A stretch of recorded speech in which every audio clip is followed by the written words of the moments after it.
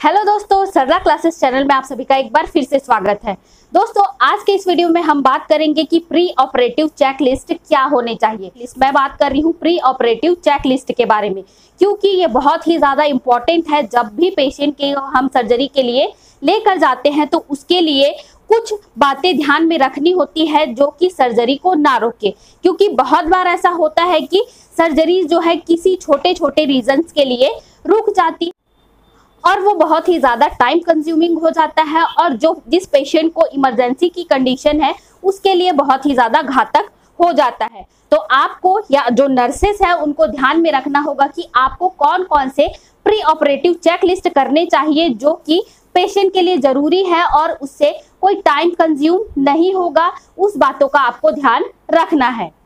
सबसे पहले दोस्तों, प्री ऑपरेटिव चेकलिस्ट में आप कंसेंट साइन करवाएंगे। कंसेंट आप जानते ही होंगे कि कोई भी अगर सर्जरी कराते हैं उस समय एक कंसेंट दिया जाता है जो कि कहलाता है कि पेशेंट के द्वारा या पेशेंट ने कहा है या उसके रिलेटिव्स ने कहा है। अगर वो बच्चा है तो उसके पेरेंट्स साइन करेंगे उसके उस कंसेंट फॉर्म में। वो कंसेंट फॉर्म होगा जिसमें लिखा हुआ होगा कि आप या फिर जो भी पेशेंट है उसको पूरी तरीके से हर एक प्रोसीजर के बारे में एक्सप्लेन कर दिया गया है, और अगर अच्छा या बुरा दोनों कंडीशंस में हम उसके लिए तैयार हैं तो ये होता है आपका फर्स्ट स्टेप कि आप एक कंसेंट साइन कराएंगे।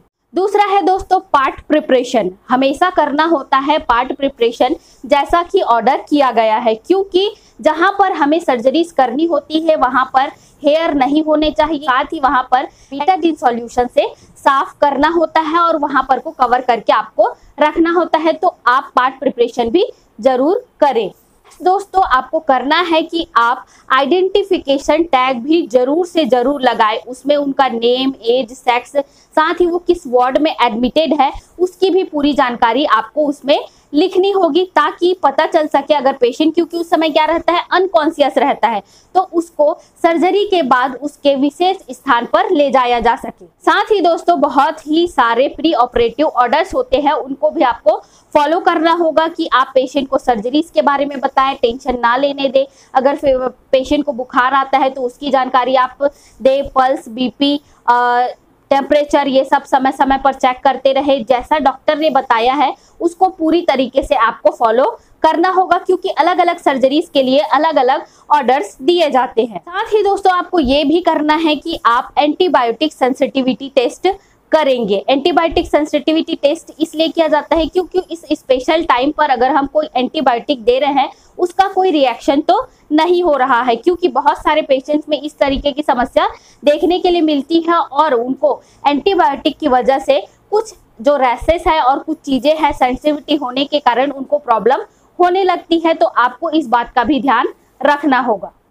दोस्तों, ये सभी के लिए जरूरी है कि आप प्री ऑपरेटिव ऑर्डर्स का पालन करें या उसको फॉलो करें, चाहे वो डॉक्टर हो, नर्सेस हो या एनेस्थेटिस्ट ही क्यों ना हो, वो सभी फॉलो करते हैं एक प्री ऑपरेटिव प्रोसीजर्स को।